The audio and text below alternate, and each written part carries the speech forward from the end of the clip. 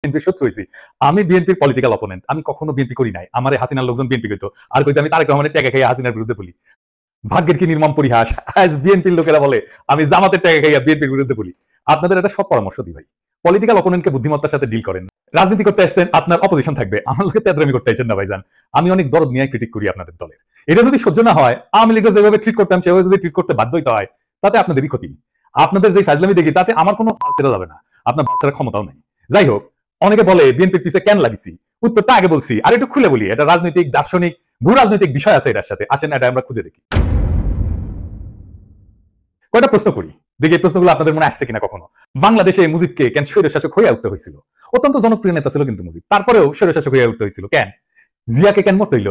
সামরিক ব্যাকগ্রাউন্ড থেকে আসা পরেও কেন জিয়াকে স্বৈরশাসক হইতে হয় নাই?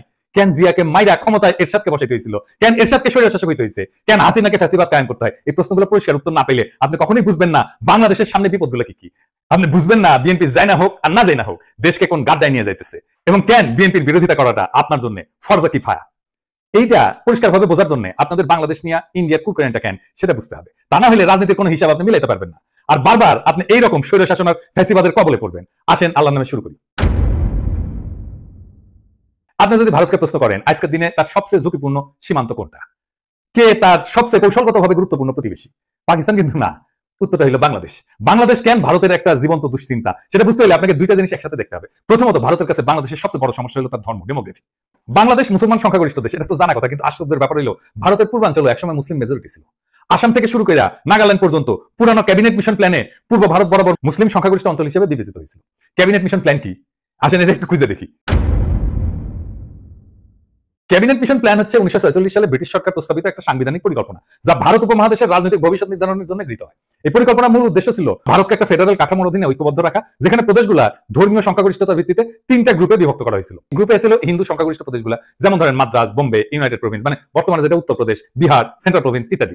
2 নম্বর গ্রুপ হচ্ছে মুসলিম সংখ্যাগরিষ্ঠ পশ্চিমাঞ্চলীয় প্রদেশসমূহ, যেটা নিয়ে আসলে পশ্চিম পাকিস্তান হয়েছে, যেমন পাঞ্জাব, সিন্ধ, বেলুচিস্তান, উত্তর পশ্চিম সীমান্ত প্রদেশ ইত্যাদি। আর 3 নম্বর গ্রুপ হচ্ছে যেটা বাংলাদেশ হয়েছে আজকে, মুসলিম সংখ্যাগরিষ্ঠ পূর্বাঞ্চলীয় দেশ, যেমন বাংলা, আসাম। আসামের মধ্যে হাতছাড়া হয়ে গেছে।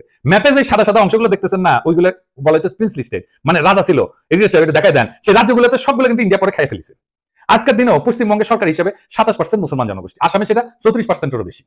বিজেপির রাজনীতিতে যে এনআরসি দেখেন না, তারপরে সিএ দেখেন, এগুলো মূলত বাংলাদেশের মুসলিমদের নিয়ে। মুখে বলা হয় পাকিস্তানি বা আফগানদের কথা, কিন্তু ভিতরে ভিতরে ভয়টা হলো বাংলাদেশের 17 কোটি মুসলমানদের কয়েক শতাংশ যদি চলাচল শুরু করে বর্ডার ক্রস করে, তাহলে গোটা অঞ্চলটার ডেমোগ্রাফি বদলাই যাবে। এই ভয় থেকে সিএ এনআরসি আসামে শুরু হয়, পরে ছড়ায় পরে গোটা ভারতে। সে মনে করে বাংলাদেশের মুসলমানরা ভারতে ঢুকে এই অঞ্চলগুলোকে যদি মুসলমান প্রধান বানায় ফেলে, তাহলে তো সেই রাজ্যগুলোকে রাখতে পারবে না তারা। তো এই ডট থেকে ভারত কি করে, সে 4000 কিলোমিটার কাঁটাতারের বেড়া বানায়। এটা পৃথিবীর সবচেয়ে দীর্ঘ সীমান্ত বেষ্টনী, এবং এইটারে সে দুনিয়ার সবচেয়ে সহিংস বর্ডার বানাইছে। প্রত্যেক মাসে 2-3 জন বাংলাদেশি নিহত হয়। ভারতীয়রা গরু খায় না, বাংলাদেশিরা গরু ভালোবাসে। এই গরু বাণিজ্যেই ঝরে প্রাণ। ঘটনা হচ্ছে এই গুলিতে ইন্ডিয়ার কোনো নাগরিক আজ পর্যন্ত সীমান্তে মারা যায় না। ভারতের অধিকার আছে বেড়া দেওয়া, ওর মুরগি উই লেজে কাটুক, কিন্তু আমরা বলাকে রাষ্ট্র চাইলে সীমান্ত বন্ধ রাখতে পারে। কিন্তু বাস্তবতা হলো বাংলাদেশিরা তো ভারতে যেতে চায় না, যেতে চায় মধ্যপ্রাচ্যে, সিঙ্গাপুরে বা অন্য কোথাও। তবে তারা চলমান মানুষ, উদ্যমী পরিশ্রমী মানুষ, তারা চলে যায় সবখানে, এমনকি করাচিতেও।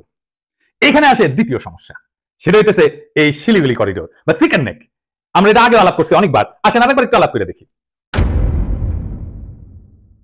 ভারতের 7 সিস্টার্স মানে নর্থ ইস্ট বাংলাদেশের ওই পাশে অবস্থিত, আর এই অঞ্চলের সাথে বাকি ভারতের যোগাযোগ হয় মাত্র 15 কিলোমিটার প্রশস্ত শিলিগুড়ি করিডোর, যেটাকে চিকেন নেক বলা হয়। এর চারপাশে চীন, ভুটান আর নেপাল। এই করিডোর যদি কেউ একদিন কেটে দেয়, তাহলে উত্তর পূর্ব ভারত বিচ্ছিন্ন হয়ে যাবে, ভয়টা এখানে। আর তার উপরে নর্থ ইস্ট নিজেই একটা বিশাল সমস্যা। ত্রিপুরা, মিজোরাম, নাগাল্যান্ড সবখানে গোষ্ঠীগত সংঘাত, ধর্মীয় ভিন্নতা, ভাষা সংস্কৃতি বৈপরীত্য, অনেক জায়গায় বিদ্রোহ হইতেছে, আবার অনেক জায়গায় বিদ্রোহীরা মায়ানমারের বিদ্রোহী গোষ্ঠীর সাথে যুক্ত। তাহলে ভারত ওইখানে যুদ্ধ বাঁধলে ট্যাঙ্ক পাঠাবে কিভাবে, সেনা পাঠাবে কিভাবে, ভারী অস্ত্রশস্ত্র পাঠাবে কিভাবে? বাংলাদেশ ছাড়া কোনো উপায় নাই। তাদের প্রয়োজন ট্রানজিট এবং করিডোর। চট্টগ্রাম বন্দরের মাধ্যমে ত্রিপুরায় প্রবেশ বা রেলপথে পূর্বাঞ্চলে যাওয়ার সুবিধা, এটাই ভারত দীর্ঘদিন ধরে চাইছে। কিন্তু ভাবেন একবার, আপনি একজন বাংলাদেশি, আপনাকে কাঁটাতারে ঘিরে রাখা হলো, তারপরে বলা হলো ভারতীয় ট্রাক যাবে আপনার দেশের একদিক থেকে আরেকদিকে, ভারী সরঞ্জাম যাবে। তিতাস নদীতে মাটি ফেলাম, নদীতে বাদ দিয়ে রাস্তা বানায় ভারী সামরিক সরঞ্জাম পাঠাইছিল একবার, মনে আছে না? দেখেছেন কেমনে মাটি ফেলায় তিতাস মেরে ফেলাইছিল? এই রাস্তা বানানোই হয়েছিল ইন্ডিয়ার পণ্যবাহী ভারী ট্রাক নেওয়ার জন্য। তো এই যে সিস্টেম, এটাকে রাজনৈতিক ভাবে বিক্রি করা অসম্ভব, মানে বাংলাদেশের মানুষ মানবে না। তাই দরকার একটা গণবিরোধী ভারত বান্ধব সরকার, যারা এই চুক্তিগুলো চুপচাপ করে ফেলবে এবং জনগণ কিছু জানাবে না। এই হলে পুরো কাহিনী।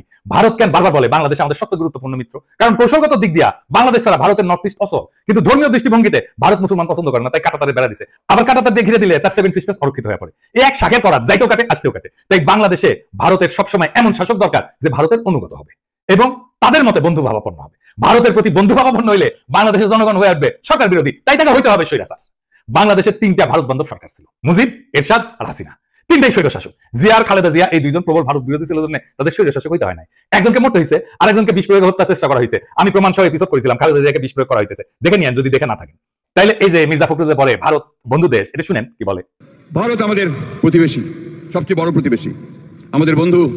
আমাদের যুদ্ধের সময় 1971 যুদ্ধের সময় আমাদের সহযোগিতা করেছিল।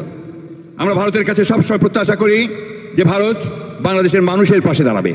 শুনেছেন তো? আর এই যে আমরা যে অভিযোগ করি যে বিএনপির সাথে ইন্ডিয়া সিস্টেম করেছে, এই সিস্টেম যদি করে থাকে তাইলে তো বিএনপি স্বৈরাচার হয়ে উঠবে।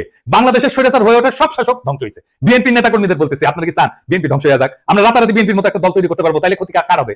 বিএনপির হবে নাকি বাংলাদেশের হবে? আজকের এপিসোড দেখার পরে যদি আমাদের বিএনপি শত্রু বলে মনে হয়, তাহলে কিছু বলার নাই। নিজের নিজে মারতে চাইলে কেউ তারা ঠেকাতে পারবে না। তাই যারা এখন ঘুমায় আছেন তারা জেনে রাখেন, আপনার ঘুমের দাম ভারত থেকে বুঝে নিচ্ছে। আপনার ভূখণ্ড ব্যবহার করে, আপনার নদী হত্যা করে, আপনার ভবিষ্যৎ বন্ধক রেখা, আপনার গণতন্ত্রকে লাশ বানায়, তারা আগ্রাসনকে সৌহার্দ্য বলে চালাই দিচ্ছে। আর আপনি একটা দলকে বাঁচাতে গিয়ে পুরো জাতিকে খাদের দিকে ঠেলে দিচ্ছেন।